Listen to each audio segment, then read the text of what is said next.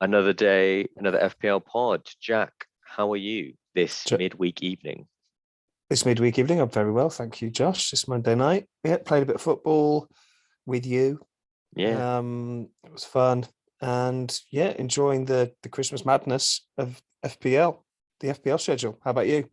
yeah, same. Also enjoyed football, enjoying the football in general. It's coming thick and Mhm. fast now, and it's coming at us from all angles.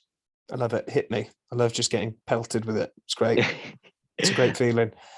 Uh, but Yeah, how'd you and get then on this game week, Joshy boy? this game week, well, I guess we should say that we're going to do this very quickly for this Oh yeah, episode, aren't we? Because the deadline is coming quick this week in particular. It is tomorrow, in fact. So we're just going to cover how we did, some key questions, 8 quick fire questions, have a look at the key fixtures, and then plans for the week, and then we're done. So this should be a quickie, it's a he bite says. size ep, bite size. Bite size. But you have asked me a question. You said, how have I got on? Hmm. Uh, Pretty good, I'd say. Not too bad this week. 74 points, just outside, the million for the game week rank, and that's pushed me at the green arrow to overall rank around about 350,000. But yeah, I think I was doing all right with a little green arrow until Gallagher came up and just propelled me at the end with his 15 points. So was loving it really. But I think, as I think, get onto yours as well, but I think there's a lot of high ownership players with points this week, isn't there? There's a lot of points flying around. Yeah, if you didn't have the template players, you were in trouble this week, weren't you?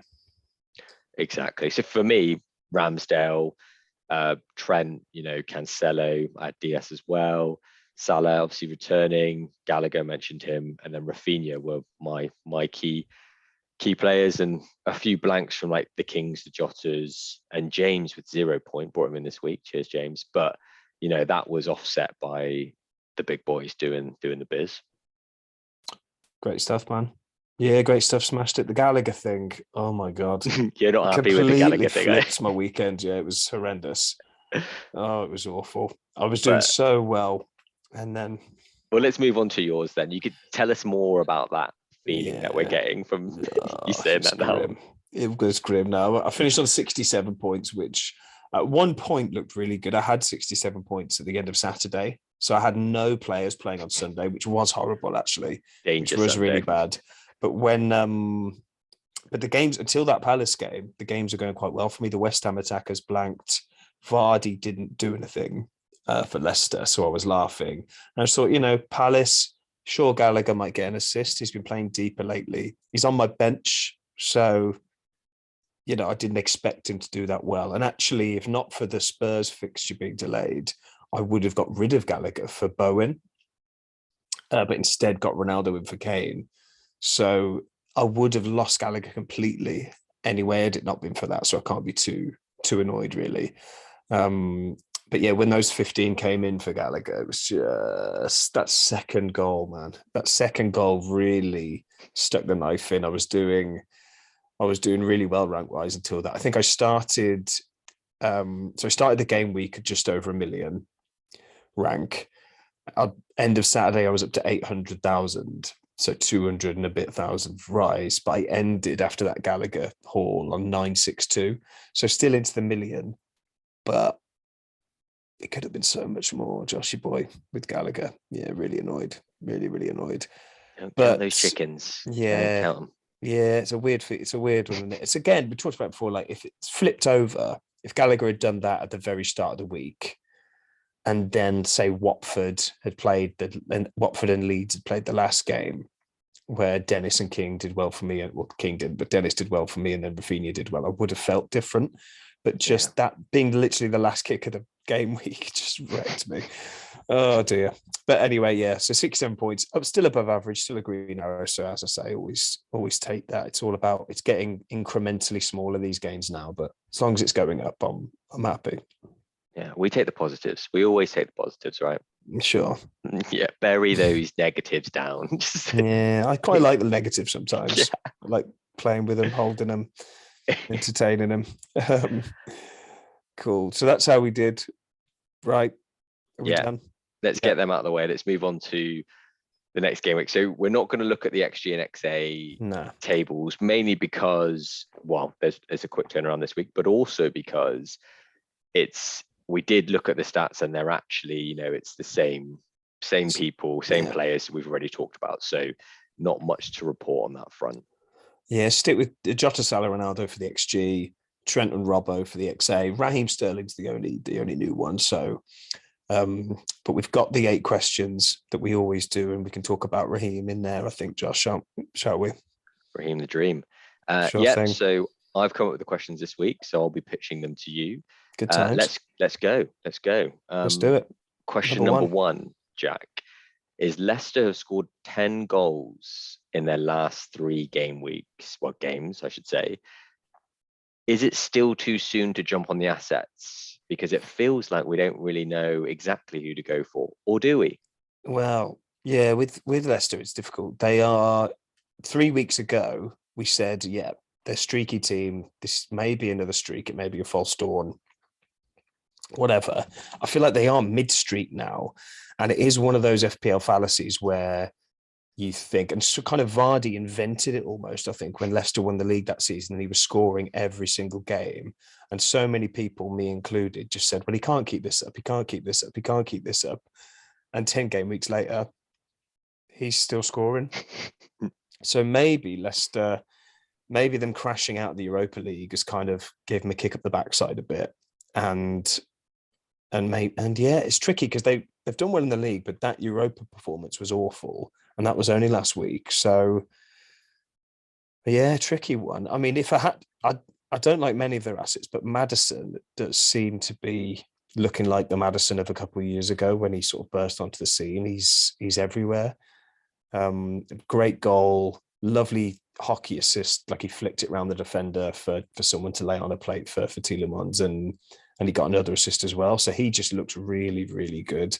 And yeah, so I'd put him up with the those mid-price mids that we talked about last week, Bernardo Silva's, the Bowens, Rafinha's, Mounts. He's just in the mix with them now. Yeah, and I think he's a good buy. Yeah, what about you? Yeah, I would agree with you. I think they're in that rich vein of form at the moment. They're looking a bit leaky still at the back, but they're scoring goals. And that's why I only really focused on the forward assets. I mean, the Dakas of the world, Vardy will come back into play. We don't really want to be offering too much or saying people to get Daka because you don't know what's going to happen. But you're right, Maddison, you can take the positive or the negative side of us saying he's a streaky player. Like the negative is, you can't hold on from for long, but he's a streaky player. He's in form now. That's when you want him. So jump on him early whilst the form's there. But we know he's going to drop off at some point, right? Just on Vardy, if you own Vardy now, would you keep him?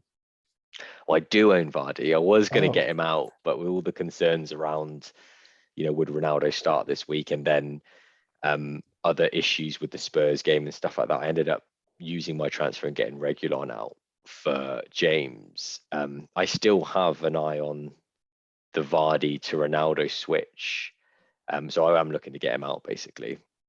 Just because, well, the dropping points, you want him to get minutes at 10 mil, you need him to get minutes. So even if he does come back with a goal or whatever, there's a big question mark over his minutes now.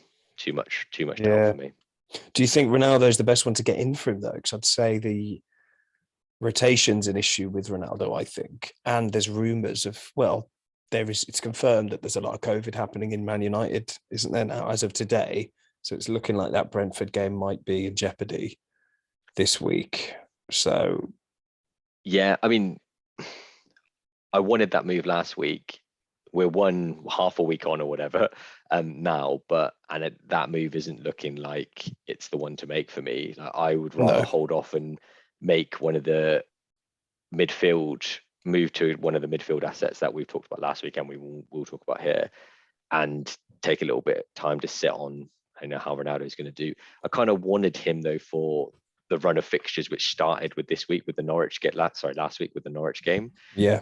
So the longer you wait, you're losing out on that run of fixtures that look so good, and so we just kind of the appeal just like lessens as we get through these game weeks up to Christmas now anyway. Yeah, it's tricky. And you hear other like content creators say, well, the time to buy him was last week. Yeah. Maybe don't now, that kind of thing. And maybe that applies with Ronaldo a bit. I'm actually thinking about ditching him. If this game's off tomorrow or whenever it's scheduled, Wednesday, then I might get rid of Ronaldo because I think he's a bit like Vardy. I don't think he'll play 3 times a week, even if their games are on. And for how much he costs, it's a bit dicey. The problem is there's just no forwards that you want to buy, is there? I mean, Ollie Watkins, don't know. Anyway, we're moving. Sorry, we're moving off that Leicester question now. Basically, Leicester asset is Maddison for me, and Barnes. I think he's still a bit too hot and cold, and Tielemans okay. He's okay. He seems to score sort of wonder goals, but he does score goals. So yeah, not far enough up the pitch for me. Agree. Great. Question number 2 and 3. It's kind of a two-parter. So Chelsea and City are the 2 teams behind Liverpool in terms of XG, not only for the season, but over the last 5 game weeks as well. So they're ever present, those 3 teams. Mm-hmm. Liverpool assets, everyone's pretty much set. But what's the best way into the Chelsea front line? And the next question will be, what's the best way into the City front line? But start with Chelsea. Who do you want out of that Chelsea kind of front line, midfield and attack? Mason Mount's the answer for me with Chelsea. And that's about it, really. I think the others are too expensive and prone to rotation. And the strikers aren't good enough. So Werner and Lukaku, I'd never thought I'd be saying that this year about Lukaku, but they're just not good enough, I think. So yeah, that's me. Mount or nothing. I'm Mount or nothing for Chelsea. What about you? Completely agree. That was going to be my answer as well. It's just none of the other players offer enough security in terms of minutes and have not returned enough consistently for you to think, oh, I really want them. But Mount's points total so far this season, considering how many minutes he's got, because he missed a lot of games through different reasons, he's just the star man, isn't he, really? Yeah, he's brilliant. And he just keeps scoring, keeps on going. So unbelievable. But second part of the question, repeat, what's the best way into the City front line if you want to get in there? I'd only go with, it's kind of been our mantra, hasn't it, this season, to be very much avoid all City assets, basically, apart from the defenders. But I am really happy owning Bernardo Silva. He seems to be locked, basically, as locked as City players can get. And he's ticking over with the points. He's like the anti-XG player, though. He's, he shouldn't be, according to the XG data, scoring as many as he is. And he got quite a lucky assist for that penalty at the weekend, I thought, that didn't look like a handball to me. No.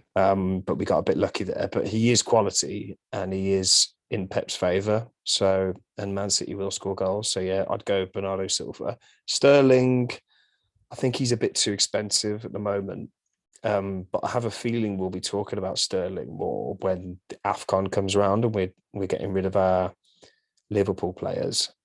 And I think that'll be the time when some of those other premiums start looking a bit more appetizing, like Sterling, if he can keep the run going. Yeah. So Bernardo Silva at the moment for me. How about you? Yeah, Bernardo number 1, and then Foden as a soft second. But I think we need a little bit more reassurance following, when he returned from missing those games. We want to see consistently starting, basically, and returning. Bernardo's done it now for a while, isn't he? And Foden, because since he's just come back, we just want to see it for a little bit longer. But yeah, and with Bernardo there, he's your first choice, isn't he? So you don't really need to double up unless you're chasing points through a differential or just trying to get them both, really. Yeah. Great. Sure. That's the first 3 questions. Question number 4.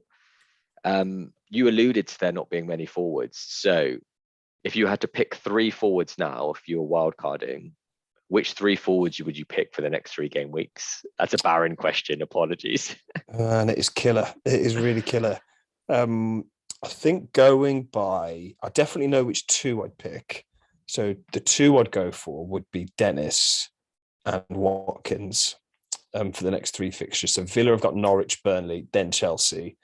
but Chelsea's defence seems to be pretty leaky at the moment without Kante in there. And Watkins seems definitely favoured by Gerrard in the front three, and he's looked really sharp.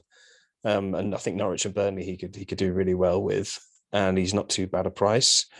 Dennis, so I've got King and Dennis, and all the XG underlying data says King, but Dennis is the top scoring forward in the game. Like, you can't ignore that. And until further notice, we have to get Dennis in. I think you called it weeks ago, Josh. Incredible shout from you. When no one was talking about him, you said to get him. And I was cursing you. But so those are the two I picked. And then I was kind of torn between torn between a few for the third one, and they're sort of more expensive ones. So Man United have got Brentford, Brighton, and Newcastle coming up, which is and then Burnley, and then Wolves. So really good fixtures coming up. And Ronaldo is good, isn't he? He is good. It's just, I'm just not sure he'll play all the games. And with the COVID thing, that just tips him over the edge of don't buy, really. And the other one was Antonio. They've got Arsenal, Norwich, Saints, and Watford as the next four. It's the next three: Arsenal, Norwich, Southampton. And I know he hasn't been doing it lately, but I think if you've held on to him this long, then you've got to keep holding. You've got to keep holding him. It's slim pickings elsewhere. Palace have got great fixtures, but you just don't know who's going to start. Arsenal, brilliant fixtures, but I mean, Lacazette, are we talking about him again? I'm not sure we are. Aubameyang's in the wilderness, so maybe he's a shout. Maybe he's a bit of a differential, but yeah, that third striker's really difficult, I think. What about you? You've listed all the names that were flying around in my head when I thought of that, and it's like the first two down for me were Dennis and Ronaldo. Ronaldo because definitely the fixtures, and just because we know he's just a threat in any game week. Dennis because of the blistering form. Fair. And then the third, I really couldn't pick. It's kind of a split chase. And like you said, it's West Ham's fixtures coming up. You've got to say that, Antonio is going to turn around this form that he's got. But not sure. I'm not sure. Like we discussed pre-season, for attacking assets, it's form over fixtures. You should be picking them according to the form, no matter what fixture they've got. Yeah. And his form is terrible. So it's horrendous. You're not convinced on Watkins then? I don't think I've watched enough of Villa. Enough. I've seen highlights and things, but I haven't seen enough of full games to kind of see how good he looks throughout a game, rather than just highlights. I think highlights can be misleading sometimes. So I'll defer to you here, Jack. If you says he's doing it. Well, we're not RB bias always, and I do love him, but to be fair, he isn't banging them in. He's not like he's on fire. Yeah. It's just that he looks the best, and he's in one of the form teams, I would say, Villa are at the moment, despite losing to Liverpool. They've given Liverpool and City a real test, and they've won the other games, so it's a bit. Yeah, I mean, Norwich will be an interesting one. Obviously, Dean knows Villa really well, so he'll know how to set up against us. But I think Ollie's due. He feels kind of primed and due for a few goals. Yeah. But yeah, we'll see. But I'd hesitate to play. I'm only playing 4-3-3 out of necessity at the moment because I've got Josh King as well as Dennis. I don't love it. I did like Laka in the last game because he played with the directness that we've been hoping Aubameyang would play with this season, and Laka looked like he's going to hold him off that spot now for a while. So, but he can look great, can't he? As well, Lacazette. His finishing can be devastating, I think. But his all-round play looked good. He plays generally a bit deeper than Aubameyang, doesn't he? And links up play a bit more. How much even is he in FPL? I've never even looked to buy him. I've never looked either. I think he's around the 9 mark. So he's not exactly cheapo level, is he? No. So it does feel quite a lot for him. Yeah, way too much, if I'm honest. But I mean, I only really mentioned him because of the performance in the last game, and then now thinking from a perspective of keep an eye on him. But that's really because of that barren wasteland of forwards, like you said. So yeah, we've just got to see. We miss Calvert-Lewin and Bamford, don't we? We really miss them. Those two were the dream pairing. They would fill out 8.3 for Lacazette. So 8.3, yeah, not crazy expensive. But So, and a 1.3 percentage owned, he's a hell of a differential if he keeps starting. But far too soon for him at the moment. It's just a yeah, it is. Yeah. watch list. He hasn't completed 90 all season either. So yeah. No, great. Well, you did well out of a difficult question there. Fair play. Thanks, Josh. You got Thanks definitely two, and then a lot of options for the third. Good. So that's good. Next question. So the midfield merry-go-round. We've been talking about so many midfielders. What do we advise now that there are so many midfield options over the last kind of 3 game weeks that have shown their head? Do you advise people to chase the form, like the Madisons after this game week, and everyone who, like Gallagher, for example, who had blanked for a lot of game weeks before, or back your horse? You know, if you've got these players already, just keep them and don't try and chase the form. I don't know, man. Yeah, that's so difficult because I would say a form is what you want to be looking for. And these are the kind of priced players that you do want to use your transfers on, like rather than the premiums. Who I would say stick with Salah. If he blanks a couple of games in a row, just stick with Salah because he will come good. You know, there's more. He's more likely to come good than Saka. And it's tough. Like I said, I would have sold Gallagher if the Spurs thing hadn't happened for Bowen, and Bowen got 3 points and Gallagher got 15. So I'd say these players tend to be more. They're priced like this for a reason. They tend to be feast or famine a bit more than the premiums do.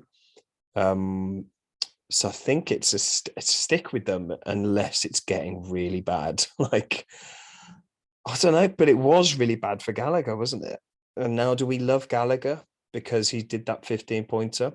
Well, I think his role changed, didn't it? So the criticism that you actually highlighted, was it last week? Did it change? Did it noticeably change? Was he more further he was forward? released into a more forward playing midfielder rather than deep lying. So they changed. Bring myself personnel. to watch it. So I think what that means is the Gallagher earlier on in the season with that attacking threat, creating goals, scoring goals, he's back in that role. Well, not directly in that role, but more, he's been released forward again, basically. Whether that will be the case next game week is one thing. Well, we don't know. Obviously, it's down to the manager, but that happened that game. We can look at the results. Yeah. I'd say then I'm more chase form than back your horse with these guys. If Bernardo starts getting rotated or starts reverting to his XG, he will be gone for one of these guys that are doing well, like a Madison or a Mount. I don't feel as committed to these guys as I do with the premiums I've got in.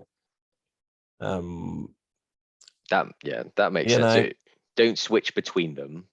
Keep them, but you can switch from other players. So and we're talking about Gallagher, Madison, Rafinha, Mount, Bernardo, Saka, Bowen, Foden.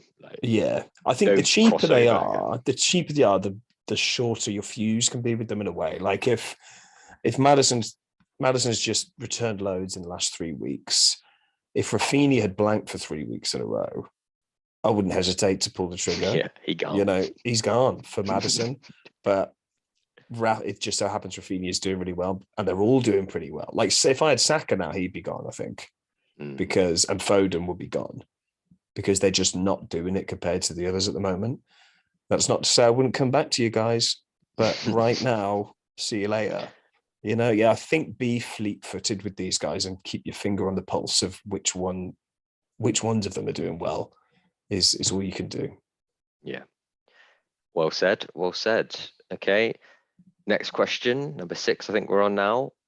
Cool. COVID. So we're seeing, you've already mentioned it, there's been rumours of the United game, being cancelled. There's rumours of an outbreak at Villa as well, which I think has been mentioned. It's more staff than players, but it's been contained, I think, that one, yeah. Spurs, obviously, I think they had one new case more recently as well. So what the hell is going on there? Is there any way to mitigate the risk, or should people just not even consider that because you can't predict it? I think it's 2 things. So it's one, keep your finger on the pulse of the news coming out now. Like these are the types of times where, like, Christmas is bad enough, but this is the period now where the sort of casual will get separated from the anoraks like us who are just checking Twitter and Reddit all day about news. So Yeah, I think keep your eye on the news. And the other one is when it comes to your bench, try and make sure you've got, make sure they're playing. They don't have to be world beaters, but make sure you got some 90 minutes on the bench because it's more likely than ever that they'll be used. Yeah, it sounds obvious, doesn't it? But that's what the bench is there for. I mean, me this week, I'm in a bit of trouble now because I've got Johnson who's injured and Cancelo who's suspended, and now it's just come out that Livramento has got a gash. So I'm in a bit of trouble. So I may have to spend that transfer. I love having Johnson at 3.9, but I may have to buy a playing defender, which is really unglamorous and boring, but it's a necessity. And if it means I've got that depth going forward, then it's good for me. Yeah, I mean, Yeah. it is. I agree with those points. I think that's the only thing you can say, isn't it? And there's nothing you can do about it. Worst case scenario this week, if it is, United, Villa, and Brighton have also apparently said that they've had an outbreak. That's the 6 teams we were talking about there. I've got them written down here. That's what I'm looking down. Is United, Brentford, Villa, Norwich, Brighton, Wolves. I mean, that's gonna destroy a lot of teams. So yeah, there's nothing everyone you can will do be about in a it. similar boat. Yeah, everyone will have, if it's that many teams, like with the one weekend just gone where it's one game, you can sort of manage it. Yeah. And you can get an edge on the people that aren't paying attention. But when it's 3 or 4 games, I mean, just don't take loads of hits to accommodate for one game week's worth of fixtures, and don't free hit either. I wouldn't, because you don't know. Like if this United game's cancelled, you don't know Saturdays will be on either. So a free hit doesn't really save you like a conventional blank game week it normally does. Yeah, it's a killer, but it's kind of a killer, but it's also quite interesting and exciting in a way, isn't it? We're living in these perma Captain Salah times. We need a bit of spice, don't we, to get us interested June again. quote, love it. June reference. Bit of Junage. Yeah. We want to play the game. Come on, there's got to be a bit of a excitement to the game. Yeah, love it. for sure. Okay, question 7. Doing well. You're doing well. Back to back clean sheets for Manchester United, Jack. You can see where I'm going with this. Is it worth looking at the defenders? And before, I'm not saying Maguire. I'm saying people like Dalot and Telles. Dalot at 4.5 mil, Telles at 5 mil. They've started, I think, and played 90 minutes for each of those last 3 games. Yeah. Are they worth considering? For me, no, they're not, because, well, COVID aside, with United, say there was no COVID issue, I'm still not. I'm not convinced that Man United's defense anyway. Like Crystal Palace and Norwich were tight games, especially Norwich. Like Norwich could have easily scored in that game, and that's Norwich. So I do wonder if we're looking at again one of those I reckon Ole would have won those games with them. And when they come up against a decent team, or granted, they've got a great fixture list, haven't they now? So maybe like Brentford, Brighton, and Newcastle are pretty good fixtures. But the other thing is you don't know if Wan-Bissaka and Shaw might come back in to cover for those 2 you mentioned. Like we don't know enough about Ralph's. Is his name Ralph? Ralph? Yeah, Ralph. It's Ralph, isn't it? I think it's Ralph. Ralph Rangnick. Yeah, Ralph. If Ralph will, our buddy Ralph. Yeah, if Ralph will favour those 2, he'll rotate them, or you just don't know. I think Wan-Bissaka was injured, wasn't he, or something?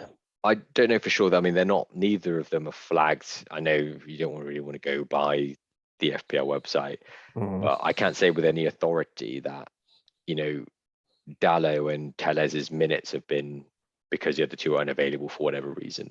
It looks like they've just been picked ahead of them, but you're right, that could change in a heartbeat, can it? It could, yeah. I mean, De Gea has been making some outrageous saves in these last Prime 2 games. De Gea's back. He's been brilliant, and he's class when he is good. But yeah, I'm not convinced on them really.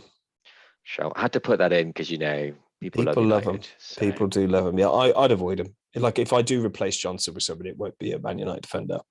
Yeah. Well said. Okay, last question.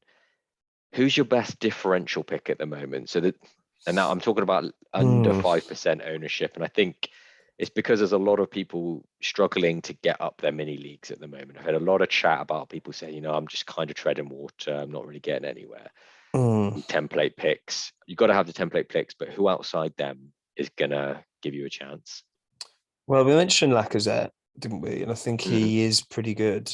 If you're looking for a forward, which a lot of us are, and you fancy a little cheeky differential, we won't go into the XG and differential 11s today because we did a shorter pod. But I'll put an update on TikTok of how they got on.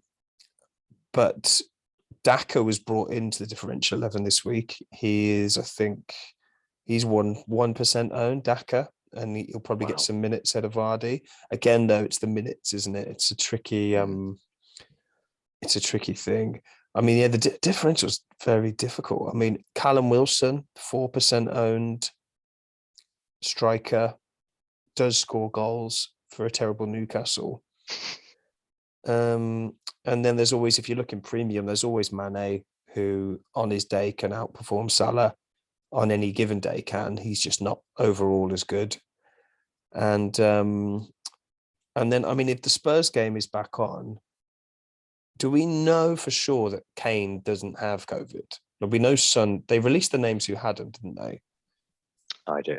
I kept my finger on the pulse there, so I don't know for certain who's going to be. Maybe we don't know for sure. But if you're feeling really ballsy, then Kane could be one. There's very few people who have him.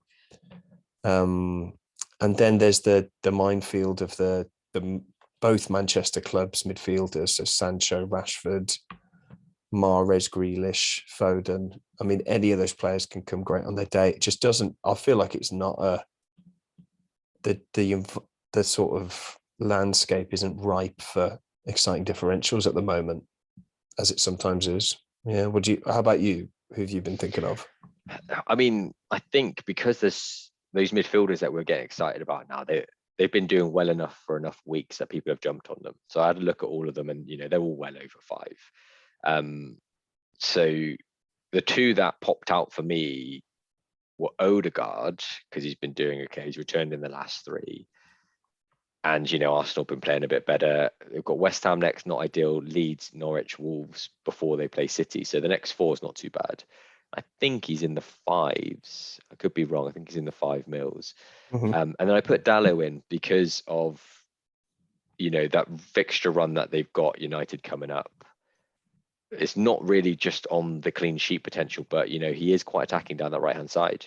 So with the Portuguese connections as well. So, he offers a little bit going forward, and United do have, the personnel to do well. They're just not really kicking on yet. So that's more a potential shout.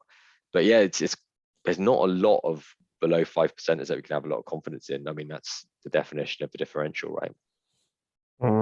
Yeah, Odegaard. I don't know what it is. I know. I literally Smith picked Rowe him was out. around. He's returned 3. So yeah, he does. He's got a little sniff for like a cheeky goal, hasn't he? But I don't know why I'm just not excited by Odegaard, as I would be, say, like a Maddison even. But yeah. At the moment, differential approach with caution, I'd say. And especially midfield, you've got enough options to not even have to go differential, isn't it? I think so. Yeah. We're quite lucky at the moment with a lot of viable, semi-popular options in midfield. Great. Well done. That's the 8 questions done. We've got key fixtures, and I think you've picked 3 for us this week, haven't you? So we'll run through them, and then we'll quickly look at our transfer plans and captaincy, and then wrap it up for this week. Yeah, man. Let's do it. Let's jump straight into it. I actually did these before the COVID news hit. So the first one is the first one's Brentford United. So it is looking like it's cancelled now. All but confirmed, isn't it? Yeah, I don't think we need to talk about it much. Just apart from would you, if it is cancelled, would you, if say you're a Ronaldo owner, would you get rid of him or would you hold him and wait and see for the Saturday game, considering they're good fixtures? Well, we've got a good kind of two sets of scenarios. You're a Ronaldo owner, right? Mm-hmm. I'm not. I was looking to get him in. Obviously, now I'm steering clear because of what this week has got. Yeah. If I was in your situation, unless I needed the money to bring in a hot asset into midfield, Mount or Bernardo, you've already got Bernardo, then I would just hold him because their fixtures are still good. And who are you going to switch him over to? Even if you drop him down to, a cheap striker, what are you going to spend that money on in 2 moves? Because you probably don't have the transfers at the moment to, redistribute that cash into 3 players into midfield. So you're trying to plan so far in ahead, aren't you? So I'd just rather keep Ronaldo and watch him go into those other game weeks. But that's assuming you've got 11 that can play and you're not putting out other fires. Well, yeah, this Livramento bollocks has really screwed me over a little bit. But yeah, that is a dilemma. If Livy was fine, that would have been a dilemma. It would have been, because you're right. Who am I bringing in that strike force to? Got Watkins? I don't have Watkins, but now I'm thinking, do I really want Watkins? Oh, I don't know. Anyway, yeah, but that's Man U Brentford. It's looking like it's off, basically. I'd avoid taking hits to survive it. Yeah, if you've got Tony still, then get rid of him. But I don't know. Have you got Tony still? I do, really, just because I've been making other moves, really. Yeah. But he is the one. He's the one on the chopping block for this week, potentially. Right. We'll come to that then. Yeah, so we'll get to that in a bit. We will. Liverpool, Newcastle. I'll put this in just because it's another straight up captaincy for Salah, Josh. And I want to talk a little bit about Jota.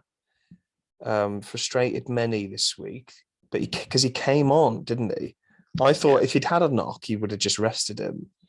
But no, he comes on for the 1-pointer. And should we be concerned as Jota owners? I still think he is the second best option out of Liverpool's front line. I still think he's better than Mane when he's on the pitch. And obviously, there's the issue this week about him not starting because of the knock. But like, he came on, he's on the bench. He's obviously fit enough to play. So I think we can put that to one side now. He should start, I would think, because he played less minutes. So, and this is the game we would want him to start, right? This Newcastle game. So I think it's back to usual now. Salah, the number 1 attacking option for Liverpool, Jota second, and then the third spot is just locked in Trent for most people, and those are the 3 that I would want. Yeah, he's been delivering Trent, hasn't he? Are you Captain Salah? For sure. Yeah, 100,000,000%. Yeah, agree. I mean, Jota's still, even though he came on late, he still had. I think he had an XG of 0.8 himself or something in that Villa game, just from the 30 minutes he was on. So, yeah, when he's on the pitch, he's brilliant to own, no doubt about it. And yeah, it's likely you'll roll Newcastle over. I think they got demolished by Leicester, didn't they? Yeah, and as a black and white comparison, Newcastle, good Magpies. There you go. Liverpool have the highest, XG in the league, highest scoring potential. Leicester have been good recently, but Liverpool is still, a sharper sword than them. So they should put them away easily at home. No doubt about it. Speaking of Leicester, the final game on our little hit list, Leicester versus Spurs. So Spurs are back. What do you kind of expect out of this game? Is it not speaking generally rather than on FPL terms? Who do you fancy? It's interesting because Leicester's, attacking output recently against the Spurs under Conte now. So we're seeing like a clash there a little bit. Spurs obviously not playing next week. You've got no recent form no recent form to call upon. And I think they're quite well matched where they are now in terms of, the personnel they've got and the form that they are coming into this game. But Leicester having a game last week, I think momentum is a big thing. Spurs not playing, I think that's what I would read into. So I'm thinking Leicester at home going to take the result. I don't think it's going to be high scoring because, the classic Italian manager thing. Conte looking to consolidate more than opening up, especially after missing a game week. Yeah. So I can see it being like a 1-0 to Leicester. Yeah. Yeah, it's hard to know what Spurs are going to do, isn't it? It's really hard. You don't know how COVID's affected them. You don't know how the break have affected them. Who's going to be available? Yeah, who's been training? How much training they've had? Yeah, and that's what I meant about like the continuity. Like, then that's going to affect them mentally, isn't it? Like psychologically going into this game, not having trained all together all week and all that kind of stuff. So, but what are you thinking? Are you thinking a Leicester result or Spurs shocker? Yeah, I think it's probably going to be a narrow Leicester win if I had to put one in it, but nothing would surprise me really. Leicester completely steamrolling them because they're on form. Spurs showing up with a surprise win. It's one of those games where I'd avoid FPL wise. I'd hold off on bringing any Spurs assets in, even if we get confirmation the game's on, just because Leicester are very good at the moment, and Spurs it just gives us an extra game to gauge what Conte Spurs are all about. And they've got Liverpool the week after, so it's not like you want avoid them. Spurs for the next two anyway. See you later, Spurs. Exactly. Good. All right, Joshua. Those are my 3 hot fixtures. Yeah, they were pretty lukewarm actually. Looking back, I think that was a rush job. But yeah, we just got our plans now. Like I said, the XGXA, I'll put some TikTok video updates on. They had shockers though. They had absolute stinking game weeks. So if you want to see how they did, go to our TikTok. Another FPL pod, is that Josh? That is right, yeah. Another FPL pod. Yeah. Just look for it. You'll see our logo. Oh, yeah. And enjoy. Good. Very good. So, Josh, you've hinted at your move, a certain Ivan Toney out this week. So I've got the similar issues to you. Toney, Frank said that he is back available for this next game, but it looks like it's not going to go ahead. So that's a concern. And then Livramento and Cancelo also. So Cancelo definitely not. Livramento and Toney are the maybes. Toney is the bigger risk there, obviously, because of the game not going ahead at all. Livramento is the doubt, isn't he? So my mind there is I still want to keep Cancelo. So Toney's the one I'm targeting to get out. But as a striker, it comes down to that question we said before of who the hell do you bring in to replace him? Have you got any in the bank? Money in the bank, not to... Actually, no, I was going to go to the Ronaldos. So I've got a little bit of cash. I think I've got just over... You got loads of cash then? I've got 0.9. So not huge amount, but it takes me into the 7.5, basically, like 7.4. So... kind of annoying price Dennis? point, really. I was for the Dennis. Oh, actually, that was going to be one top of the list, basically, but I'm not sure about the Watford double up. It does look weird. I've got it in my team. It looks odd having those two bumblebees at top. It is weird, but they're doing good. They're doing it. They are doing it. Well, Dennis is doing it. So, but yeah, there's just the one eye on AFCON, but I think maybe that's looking too far ahead, really. I think it is. I think people are fretting too much about it. Yeah. So at the moment, Toney to Dennis, that would give me potentially 12 players. I've got Douglas Luiz on the bench as well, just to come on. He should play. So, and then we said Salah captain. So fingers crossed, I'll have a playing 11. But what about you? Do you have any more fires with this COVID scares? Well, yeah, Livramento is a fire now, I think, and that's not COVID. Assuming Ronaldo's on the bench, that would mean, it would mean I've got 4 non-playing players in Ronaldo, Cancelo, Johnson, and Livramento. which is a problem, really. So, like you, I want to keep Cancelo. I like Livy. I like the liver. I might see if anything more comes out about him and his injury. And Johnson has injured his hamstring, hasn't played the last game and a half. Might give him a Google, see what he's up to. But yeah, I don't know. I mean, this would be the prime. I've been kind of gearing myself to get James in after all this time, but he's just been having such a mare the last few games that I mean, that's got to be a fluke, though, hasn't it? What 0 points the last three? I mean, what's going on there, Jamesy? Yeah, I mean, you'd still say you expect him to perform as the season goes on, but right, he's having a stinker at the moment. What's happening? I mean, Rudiger is that a better shout? He's nailed on, and I know we've been saying like he's a ball playing centre back, isn't he? But it's that classic output, isn't it? We were talking a couple of game weeks ago about not being able to bank on clean sheets. So you want your players to have something a little bit more than just the clean sheet potential. And are you? He does get forward a bit, Rudiger. He does like a shot, doesn't he, from long range? But I don't know how valuable that is, really. Yeah, and saying all this, are great. I don't think I can afford him, actually. If I ditch Johnson, I've only got 5.7.